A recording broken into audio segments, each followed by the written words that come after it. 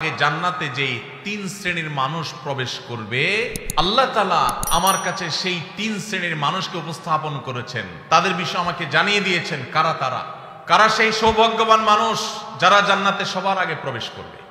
সুবহানাল্লাহ। নবীজি সাল্লাল্লাহু আলাইহি সাল্লাম বলেছেন, এর মধ্যে প্রথম শ্রেণীর মানুষ হলেন শহীদ, যারা আল্লাহর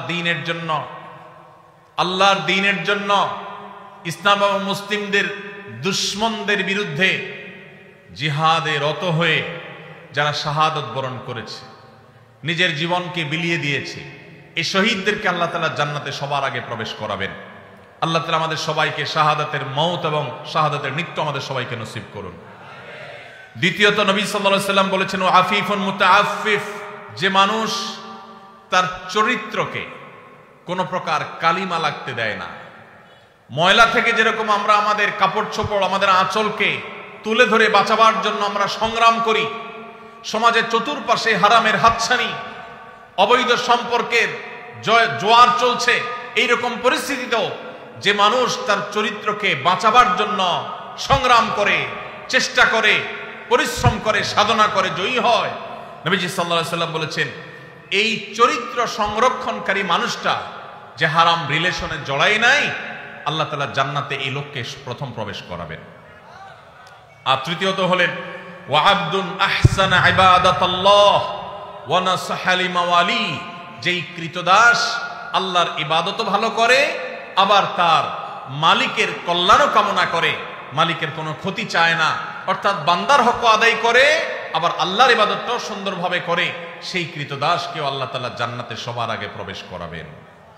ভাইরা আমার, এই হাদিসের সনদ নিয়ে মুহাদ্দিসদের কেউ আপত্তি তুললে অন্য অনেকেই এটাকে গ্রহণযোগ্য বলেছেন।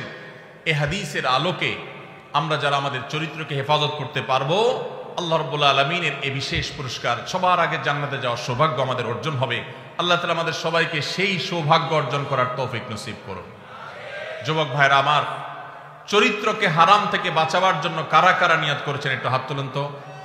আল্লাহ আমাদের যুবক ভাইদের চরিত্রকে হেফাজত করার তৌফিক নসিব করুন।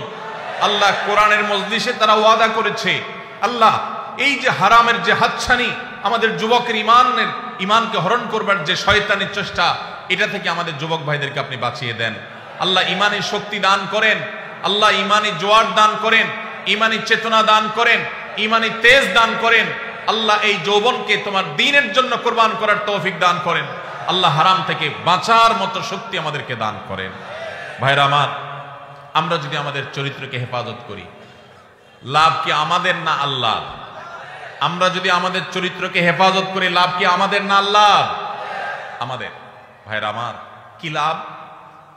লাভ হলো আল্লাহ সুবহানাহু ওয়া তাআলা যারা নিজেদেরকে হারামের পথ থেকে বাঁচিয়ে রাখে, তাদের জীবনে যখন বৈবাহিক সম্পর্কের মধ্য দিয়ে একজন বৈধ হালাল সঙ্গী জীবনে আসে, সে যুবক, সে যুবতীদেরকে আল্লাহ রাব্বুল আলামিন সচরাচর দাম্পত্য জীবনে সুখ, প্রকৃত অর্থে তৃপ্তি, সত্যিকারের যে ভালোবাসা, সেই ভালোবাসা আল্লাহ তাআলা নসিব করেন তাদের জন্য যারা তাদের যৌবনকে হারামের কালিমায় জড়াতে দেয় না। আর যারা হারামের কালিমা দিয়ে নিজের যৌবনকে কালিমা যুক্ত করে ফেলেন, মনে রাখেন এই যুবকদের বেশিরভাগ দেখবেন, এক্সেপশন প্রথমটাতেও আছে, বেশিরভাগ দেখবেন যে তাদের বৈবাহিক জীবন আসলে তাদের সেই জীবনে আর দাম্পত্য সম্পর্কের ভিতরে যেরকম একটা গভীরতা থাকার কথা, ভালোবাসা থাকার কথা, সম্প্রীতি থাকার কথা, তাদের সেই সম্পর্কটা আর থাকে না। কারণ হারাম যদি কেউ একবার বেছে নেয়, আল্লাহ তাআলা বৈবাহিক সম্পর্কের মধ্য দিয়ে হালাল সম্পর্কের প্রকৃত স্বাদ, প্রকৃত তৃপ্তি, প্রকৃত যে অনুভব, এটা থেকে আল্লাহ তাআলা ওই হারাম সম্পর্ককারীদেরকে মাহরুম রাখেন, বঞ্চিত রাখেন।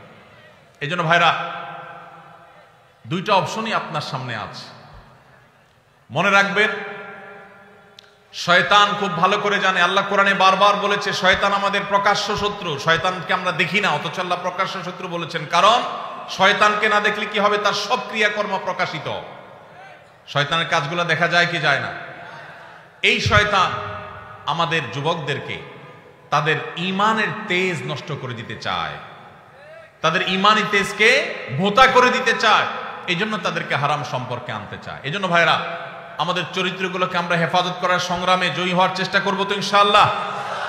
ভাইরা আমার, ভ্যালেন্টাইন্স ডে এই সম্পর্কে আপনি গুগল করেন, আপনি এনসাইক্লোপিডিয়া ব্রিটানিকা সহ বিভিন্ন বিশ্বকোষগুলো খোলেন, আপনি দেখবেন যে এটা মূলত এসেছে খ্রিস্টানদের একজন ধর্মযাজক, যার নাম ছিল কি? ভ্যালেন্টাইন। এই ভ্যালেন্টাইন, যে সেন্ট ভ্যালেন্টাইন, সাধু ভ্যালেন্টাইন, খ্রিস্টানদের ধর্মযাজক, তাকে ঘিরে এই দিবসটা গড়ে উঠেছে। এটা একটা সময় খ্রিস্টানদের কাছে তাদের একটা পূজনীয় দিবস ছিল।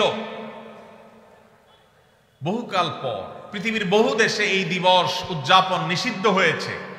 অনেক কাল পর ইংল্যান্ডের গিফট আইটেম ব্যবসায়ীরা তাদের ফেব্রুয়ারি মাসে বরফে ঢাকা পরিবেশে গিফট আইটেমের ব্যবসাকে চাঙ্গা করবার জন্য, বেচা কিনা হয় না এটা বাড়াবার জন্য, এই ভ্যালেন্টাইন্স ডে কে তথাকথিত ভালোবাসা দিবসের মনোকে এটাকে বাজারজাত করেছে তাদের ব্যবসায়িক ধান্দায়। আর আমাদের যুবকেরা সেটাকে তাদের ডিজাইন করা তথাকথিত ভালোবাসা, এটার জন্য আমাদের যুবকরা আত্মাহুতি দিচ্ছে, তাদের জীবনকে, তাদের যৌবনকে শেষ করছে। ভাইরা আমার, এই যে টেলিভিশন চ্যানেলগুলোর, এক শ্রেণীর টেলিভিশন চ্যানেল দেখবেন, এক শ্রেণীর মিডিয়া দেখবেন, যারা আপনাদেরকে হারাম সম্পর্ক করার জন্য নানাভাবে উদ্বুদ্ধ করে, প্রেরণা দেয়, উৎসাহ দেয়, এরা সব আমাদের এই দেশের তরুণদের সবচেয়ে বড় শত্রু। এই ভ্যালেন্টাইন্স ডে, এটা কি এই দেশের, এই মাটির কোন সংস্কৃতি? এই মাটির সংস্কৃতি না। পশ্চিম থেকে আমদানি করা এই সংস্কৃতিকে আমাদের দেশে যারা চাপিয়ে দিচ্ছে, তাদের বিরুদ্ধে আমাদের প্রত্যেকটা মানুষকে সজাগ, সতর্ক থাকতে হবে, সংগ্রাম চালাতে হবে। যদি সংগ্রাম না চালান, আপনার সন্তান, আপনার পরবর্তী বংশধর, আপনার জেনারেশন, তারা নষ্ট হবে, তারা ধ্বংস হবে, চরিত্রহীন হবে, লাম্পট্যের পথ বেছে নিবে, আর কবরে আল্লাহ আপনাকেও শাস্তি দিবেন যদি আপনি তাদের চরিত্রকে হেফাজত করবার কোনো উদ্যোগ গ্রহণ